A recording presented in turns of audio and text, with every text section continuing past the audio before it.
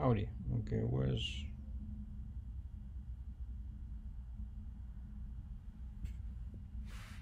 Hold on. I have to find out where the camera is. Alright, I think it's over here. Yeah, alright. So basically what we're doing, I just need to find out where am I looking. I'm at a hotel and I decided to check briefly my load board.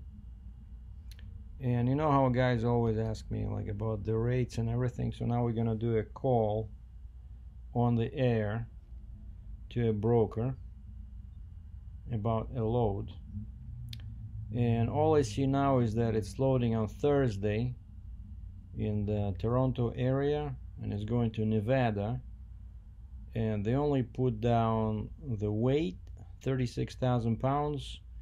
Equipment required is LB, Larry Boy, low boy trailer. Another popular type is RGM, removable gooseneck, or DD, double drop. So actually LB they don't use too often. So they showed the weight, 36,000 pounds. Length is 29 feet. Height they put down in comments 11 feet tall, no tarp, and 8 foot wide. And I see that the miles are 2268. It's very far. It's pretty much just south of Las Vegas. So let's see what they say. All right, what's the number?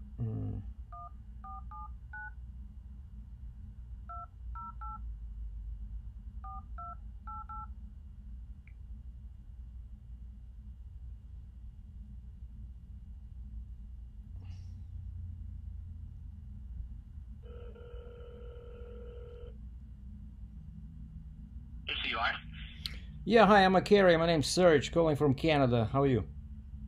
Good, how are you? No bad. You have this load going to Nevada for a lowboy trailer, IGN?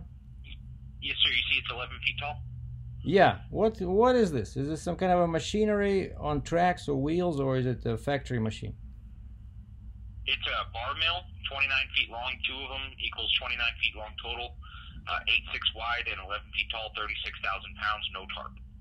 Oh wait, so it's 2 pieces, right? Mm-hmm. Oh, so if I'm over 80,000, then I cannot do it because I'm pretty heavy. I'm like 59,000 pounds empty. So yeah, I can only take 1 piece. All right, yeah, that's Gotcha. that's not gonna work. Thank you very much.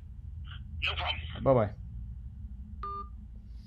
Yeah, basically, see, that's what happens sometimes. So 36,000. I didn't even bother asking about the rate because my weight. Sorry, this is not a calculator. This is a dialing app. So my weight empty with 4 axles is 59. Hold on. Why everything is so wide? Okay, here we go. 59, right? But that's with 4 axles. Of course, for this you don't need 4 axles. What? So I can leave at home axle 4, and then I become 56,000 pounds, right? So 56 plus 36 is 92, right? Which is over 80. So I cannot do it. So basically, for this to work, you need a truck and trailer to be 56 minus 12. So your empty weight must be 44,000 pounds. I don't know. Even with my Mac, when I had I think I was 47 with a 3-axle trailer, 47. So basically, yeah, you cannot do it with, like they said, LB. You need a double drop trailer, something super light, and then you can take 2 pieces. So because again, most of these places, they allow single piece only if you are gonna be over 80,000, because then they'll just say, why are you carrying 2 pieces? Just take one of them off, you know, and then you're gonna be legal. Because this is 8 feet wide, But something like that, like I think I saw, because it's a very cheap load. It just needs a basic double drop, you know, you don't need many axles, anybody can do it. A regular truck with 3 axles, you know, tandem, I'm counting all axles, and 2 axle trailer, you need like 5 axles. And I think I saw somebody with like even offering like $2.40 a mile for this. Again, this load board, like I want to just mention that some guys are under the probably false impression is that they, as soon as they buy a fancy Peterbilt and okay, strike that.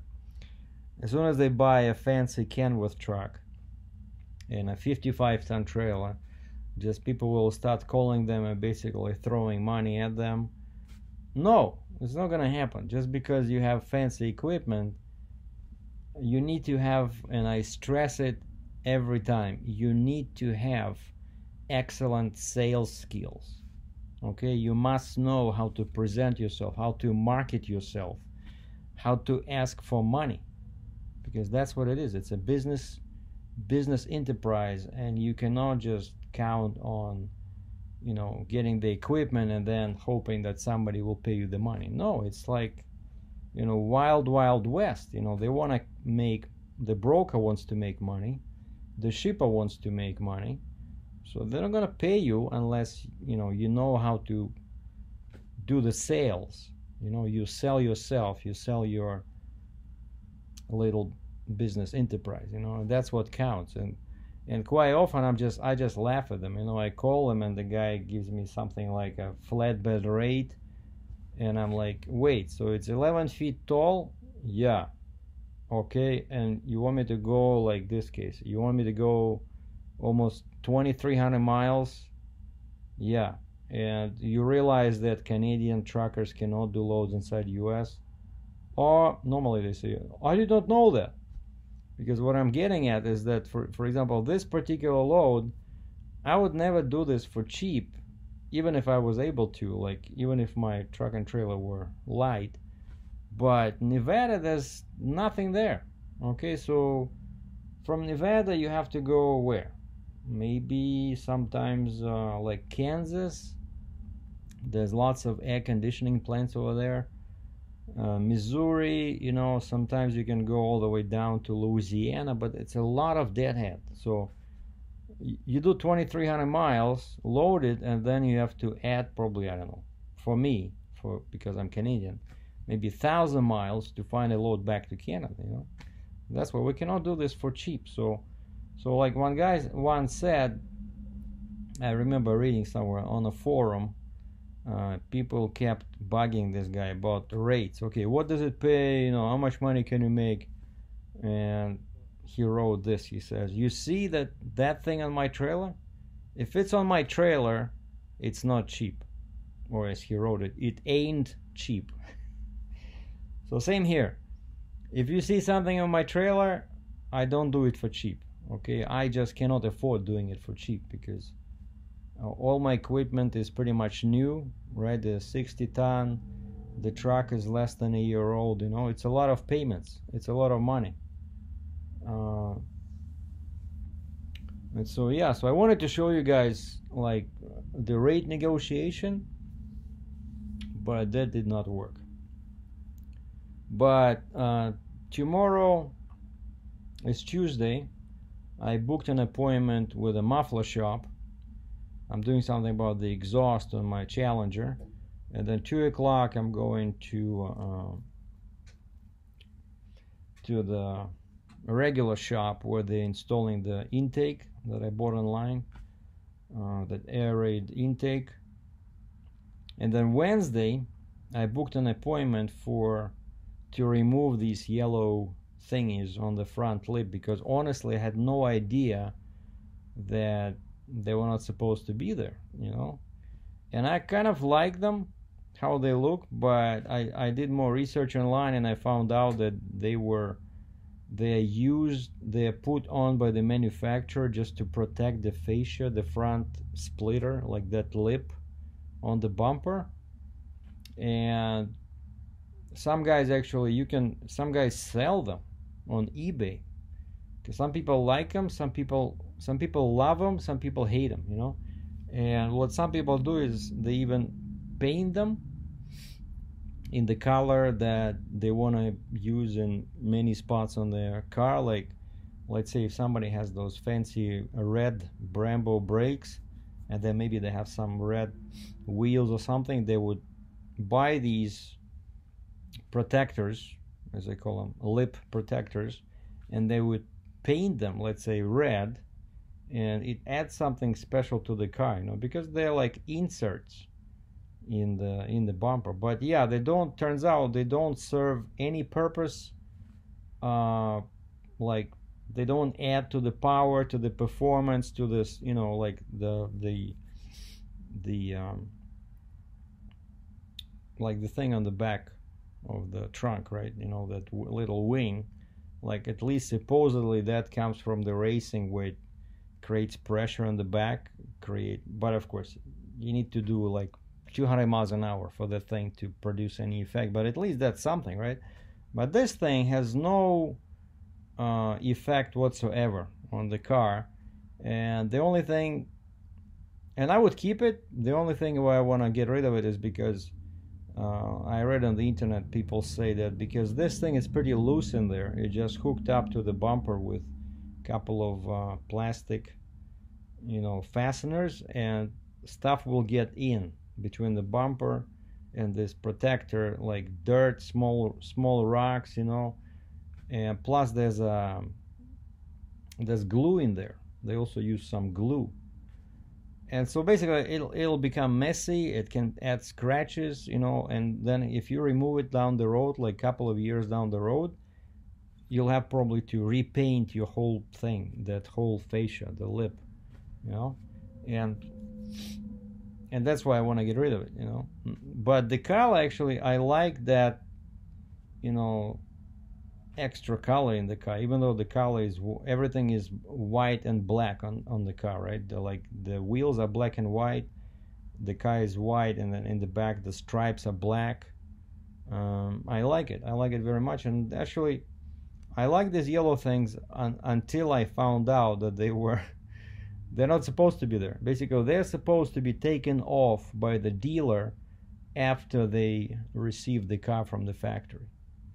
But nobody does it, and so how are we supposed to know, right? The consumer like me, I buy the car, these things sit there, like, I assume it was something to do with the actual performance, you know. So anyway, I went to my local Dodge dealer, and that's what I'm doing Wednesday. I said, guys, can you do this? Can you take these off? I thought they would do it right there, but they said no, you have to book an appointment. And I said, why is that? And they said, well, because yeah, taking them off is easy, but there's glue in there, there's a lot of stuff that has to be cleaned, and so basically I had to book an appointment because it needs to be washed, at least that part, you know. And I said, do I have to pay for this? Because it was supposed to be done by the dealer where I bought this, right? Oakville Chrysler in Ontario. And they said, well, we'll know when you bring the car Wednesday, we'll know, we'll ask.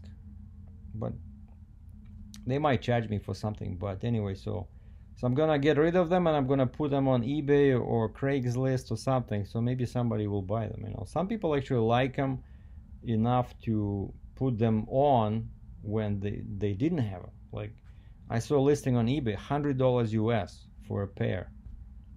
Okay, and so yeah, so that's what I'm doing. Basically, it's next couple of days, it'll be all about my Dodge Challenger, and we'll do a video about that. And then next week my new mufflers are coming in. We're gonna install the mufflers, replace, you know, whatever I'll have tomorrow over there. Tomorrow we're doing like step 1 of the exhaust upgrade, and then when my new mufflers arrive, we'll do step 2. Oh, and also the weather's getting worse. There's like snow and all kind of dirt, you know, on ice on the road. So I only had regular fabric mats in the car, and so I went to Canadian Tire over here, like auto parts store, and I bought some cheap but it says racing on them, mats, but they don't have any walls. And I see that all the dirt starts going into the original, you know, floor fabric, and then I know it's very difficult to clean them. And so I went again back to the Dodge and I said, "You guys sell any all-season mats?" And he says, "Yeah, we have this Mopar, you know, Chrysler mats that are made for this car, but you have to buy them separately." And so I said, "Give me just two, the front two mats. I don't want the," I said, "it's a two-door car. I don't have kids or animals. You know, nobody's in the back ever. So I'm gonna keep the standard fabric ones on the back, but in the front I'm gonna get these nice all-weather mats." The guy said just the pair was about 168 Canadian, so roughly 120 US. And he says they might be there Wednesday when I show up to remove those fascia protectors. And Thursday is my birthday, so I usually don't like working on that day, but I started checking for loads, and the plan is to leave maybe Friday. I don't know, I'll see what's going on. I might need to go empty into US to bring something back, but the guy that I just delivered the load for, this excavator, he called me and he says he might have more of these machines from US, and so I might have more work from him in the future. So this was a good, you know, opportunity for me to build up my network of brokers. So once I do some mods on my car, I'll do a video. And again, you guys should not complain because it's my personal channel. It does not say Sergei DRATCHEV Trucking. It says Sergei DRATCHEV. My topics cover trucking, muscle cars now, and occasionally photography. And that's why I put the title in black and white. So read the title. If it's not about trucking, don't watch, right? And one more thing you can do is all the videos about trucking, they go into the playlist called HHTV.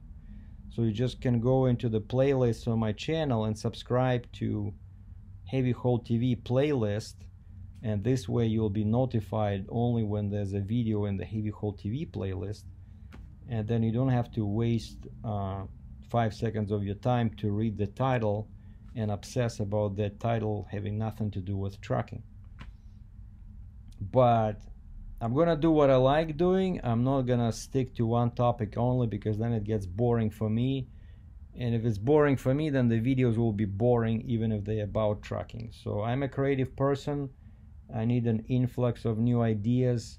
They help me, like when I do videos about cars, you know, it makes my life more interesting, and this will be reflected into my trucking videos. You know, you don't want me to do videos only about trucking, trust me. Anyway, that's what I wanted to mention for today. So stay tuned, more videos to follow. Be good.